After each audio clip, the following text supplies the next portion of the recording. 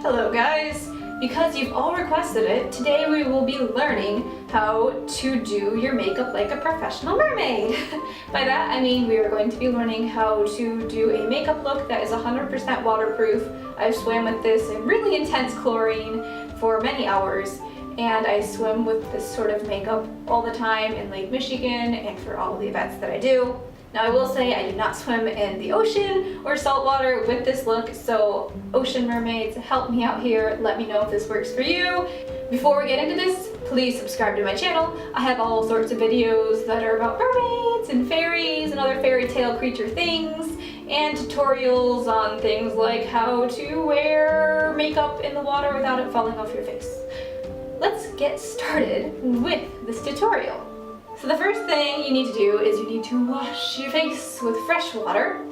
I also like to maintain a good skincare routine. So for skincare, something I like to do that's going to be a little weird for a lot of you is I actually like to shave my face. It kind of helps keep your skin clear. It's a trick I learned from Sorrel Amour. I love her channel. You should definitely check her out if you haven't already. Also, if you are going to be swimming in a lot of chlorine, especially for extended periods of time, and you have an advance warning, make sure you hydrate your face by taking fish oil pills, having a healthy diet.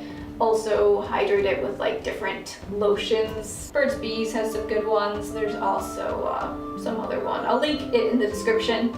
There's a bunch of things that'll be linked in the description. All the makeup stuff I'm mentioning here will be in the description along with the skincare products that I'm trying to say but can't remember. Once your face has been washed, time to pull your hair back and we are ready to go. After your face is clean and dried, grab NYX Shine Killer Primer. You can use whatever primer you prefer. This is the one I like best, especially in the summertime when I get really sweaty.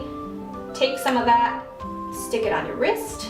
This is actually probably a little much. You're going to learn how much is too much and how much is too little with experimentation. Take some of that and stick it on your face.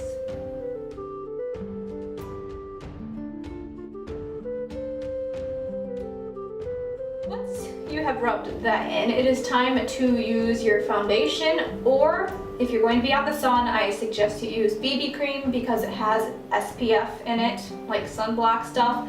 So that's useful if you're going to be out in the sun for long periods of time. It's cloudy outside, as you can probably see. It's actually going to rain on me when I'm outside today, so I'm going to go with something else.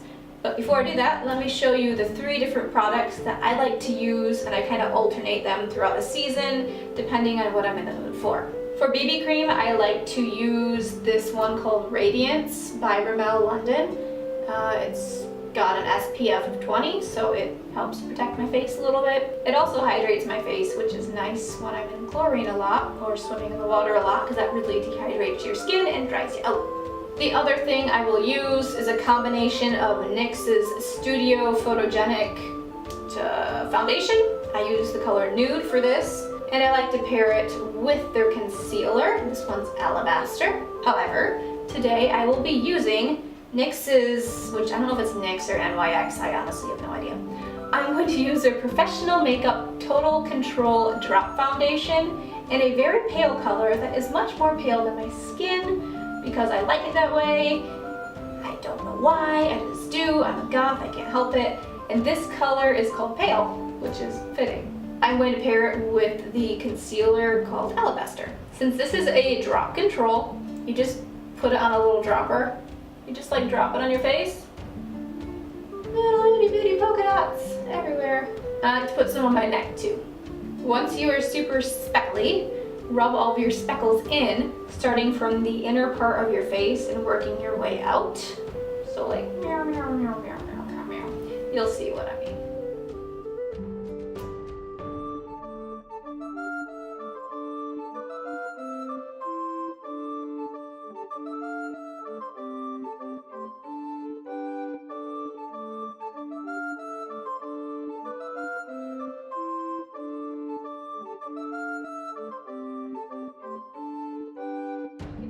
This next step is optional. You can do it if you feel you need it. I don't really feel like I need it, but I'll just show you anyways. I'm going to take my concealer, which again is called Gotcha Covered by NYX. It's says waterproof, so that's something I never actually paid attention to before. The other thing didn't say anything about waterproof. You really don't need to worry about buying things that say waterproof.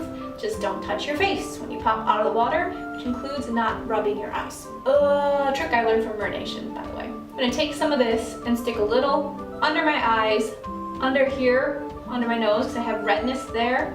A little bit on my nose because I have a Rudolph nose when I get cold or hot. And I'm gonna put some right down here and on that big zit. Maybe right up here too because I do get red. And I'll blend it in.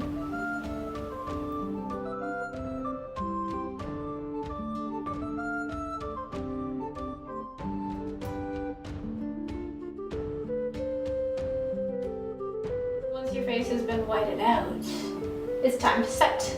This liquid makeup, which the key to using liquid makeup is to not use too much. Trust me, especially in the summertime. Now I want you to take a finishing powder. I like to use NYX's Professional Makeup HD finishing powder. And it's, I think, transparent. And I have a really dirty brush that I'm using. This is a foundation brush, I believe. It's like some sort of multi-purpose brush. Take a little bit of this, hit it on the container so you don't have too much on there. Close your eyes and get under the crease of your eye and the eyelid first.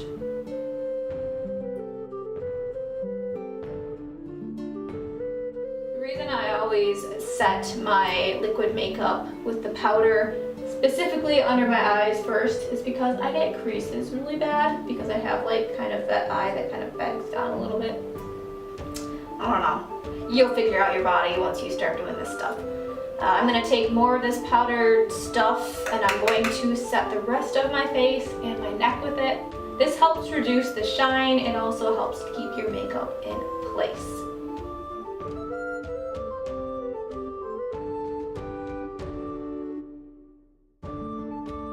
This next step isn't necessary, but I highly recommend it.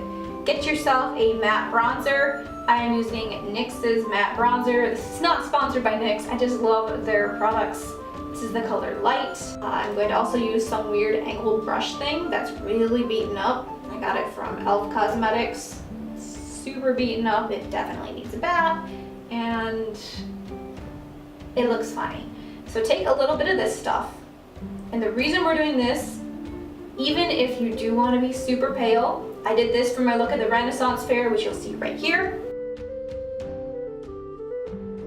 I still looked really, really pale, but the reason I'm doing this is to help reduce some like double chin and everything and just kind of make myself look like I have shadows even when the sun's like blasting me in the face. Take this stuff, stick it on this brush, and put it on the sides of your nose. Not too heavy, kind of again learn your body and learn what looks right on you before you go out and do this for an event. I'm gonna start up by my eyebrow and go down to my nose, just on the sides.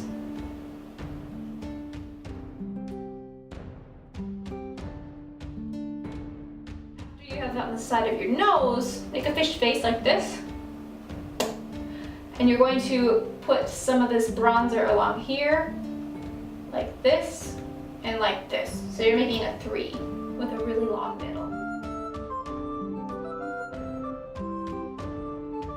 Now I'm going to go under my chin. This is to help reduce the look of a double chin. It might look a little dramatic in person, but when you are getting pictures taken with people's like cameras or phones or whatever, it just really makes you look more put together, especially if you accidentally go like this. So then go like this. Trust me. You want to go down a little bit past your chin, like this area on your neck a little bit. So when you are like this, you can kind of see a shadow even if there's not really a shadow there. I don't know if that makes sense or not, but it's just what I do. So you can just go like a little bit past your jawline. There you go.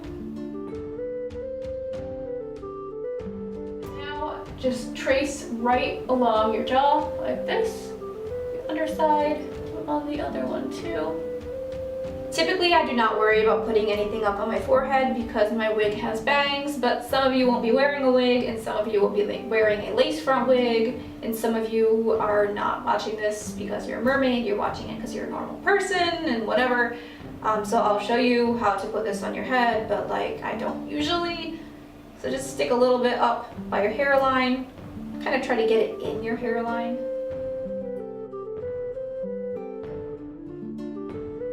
Take your blending brush again, and we're going to start by blending our nose.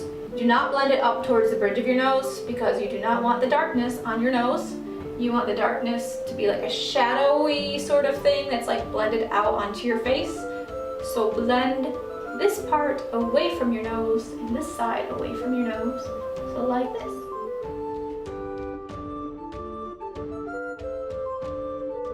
Okay, now blend this part of your face by tracing that 3 and just kind of trying to blend it into the whiter part of your face. But start by first tracing the 3. Watch and learn.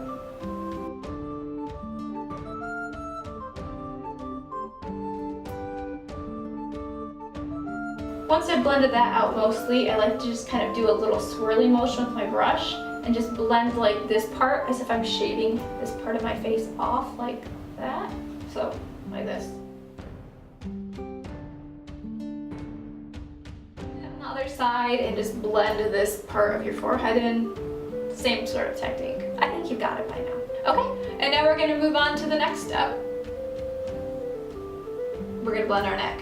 The key to this is you do not want to go past this little like section here that divides your face from your neck, your jawline. You don't want to go up on your jawline. You kind of want to keep it under your jawline.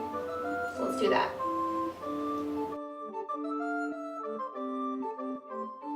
And you have blended in the dark shadows on your face. You may grab your blush. I actually don't want to use this thing of blush because it's kind of dark and extreme and I mess it up a lot, which doesn't really matter underwater because things are kind of blurred anyways. But I'm going to go with it because I'm too lazy to grab my other one. So I'm going to use NYX Bitten Matte Blush. I think it's matte. It's mostly matte. I'm going to go very light with this one, as light as possible because it is very intense. Which again, intense looks good on camera and also looks great underwater because most features are blurred. Take your blending brush, lightly dab it into your blush thing, and smile, like a really cheesy smile. We're going to put some blush right here, just kind of lightly tap it. I like to put it right here, this area. I don't know what you call it, but it's like kind of between my eye and my brow bone, right here.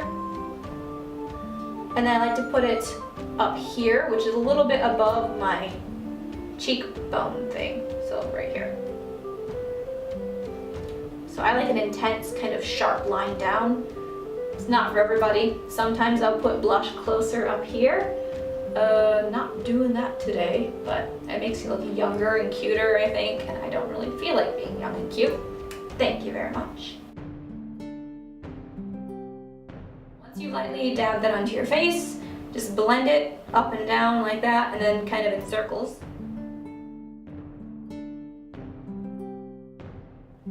And now do it on the other side. The last thing we're going to do today are our eyebrows. We're gonna do our eyebrows. I'm going to do my eyebrows as if I were wearing my wig. You pick whatever color you need depending on the color of your hair or your wig. Generally, if you have darker eyebrows, it's going to make you look more youthful.